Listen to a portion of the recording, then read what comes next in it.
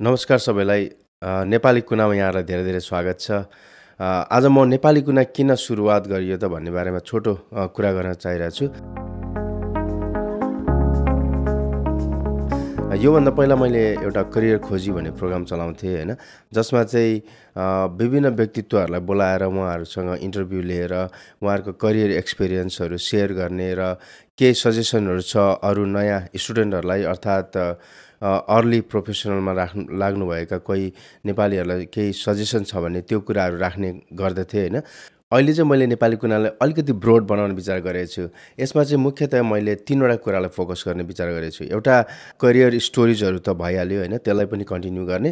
अर्को भनेको चाहिँ एजुकेसन र करियर ग्रोथ कसरी हुन्छ त, यदि यहाँहरू चाहिँ पढाइको लागि केही कुराहरू थाहा पाउन मन छ होइन, विभिन्न क्षेत्रमा अर्थात् अब्रोडको लागि स्टडी कसरी गर्ने होइन, प्रिपरेसनहरू कसरी गर्ने भन्ने कुरा छ भने, र करियर ग्रोथहरू जस्तै यहाँले पढिसकेपछि चाहिँ करियरको चाहिँ पाथहरू कस्तो हुनसक्छ त, के कुरामा ध्यान दिनुपर्छ, जस्तै एप्लिकेसनहरू सबमिट गर्नेदेखि लिएर होइन, स्टेटमेन्ट अफ पर्पज बनाउने कुराहरूदेखि लिएर रेजुमे सिभीका कुराहरू भयो होइन, यस्ता कुराहरूलाई पनि समेट्ने छ, जसले गर्दा चाहिँ करियर ग्रोथमा चाहिँ हेल्प हुनसक्छ जुन अर्ली प्रोफेसनमा हुनुहुन्छ, अर्थात् अलरेडी जुन काममा पनि हुनुहुन्छ, काम गरिरहनु भएको छ भने उहाँहरूलाई पनि यसले सहयोग पुर्याउन सक्छ।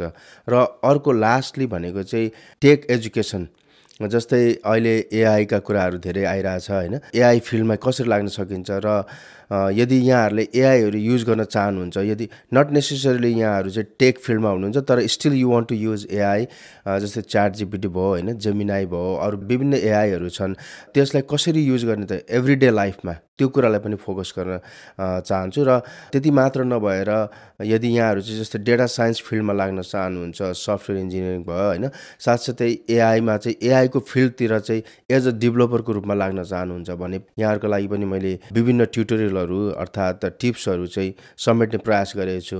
र यो करियर खोजीदेखि चाहिँ एउटा नेक्स्ट लेभल मैले सोचेको यो नेपाली कुनामा चाहिँ यही 3टा कुराहरूलाई मुख्यतया फोकस गर्नु छ। फेरि पनि एउटा भनेको रियल स्टोरिजहरू होइन, विभिन्न क्षेत्रमा काम गर्नुहुने व्यक्तित्वहरूको इन्सपिरेसनहरू सेयर गर्ने कुरा छँदैछ। त्यो मात्र नभएर एजुकेसन र करियर ग्रोथका कुरा भयो, र अर्को भनेको चाहिँ एआई र टेक्नोलोजीको फिल्डमा चाहिँ के कसो गर्न सकिन्छ र किन कसरी लाग्न सकिन्छ, यस्ता कुराहरूलाई चाहिँ फोकस गर्नेछु। त्यही उद्देश्यलाई लिएर मैले नेपाली कुना सुरुवात गरेको छु।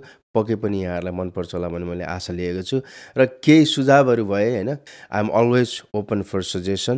यहाँहरूले पठाउन सक्नुहुन्छ, मलाई इमेल गर्न सक्नुहुन्छ, अर्थात् कमेन्ट पनि छोड्न सक्नुहुन्छ यही भिडियोमा पनि होइन।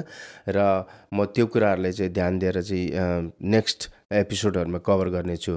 होपफुली यहाँहरूलाई यो च्यानल यहाँहरूलाई मनपर्छ जस्तो लाग्छ, अर्थात् यसले केही हेल्प पुर्याउन सक्छ जस्तो लाग्छ भने प्लिज subscribe गर्नु होला। र I'll see you in the next episode and we'll talk a lot about all of these things. Thank you very much for staying until now. Again, namaskar, welcome to Nepali Kuna. I'll see you in the next one. Thank you. Bye.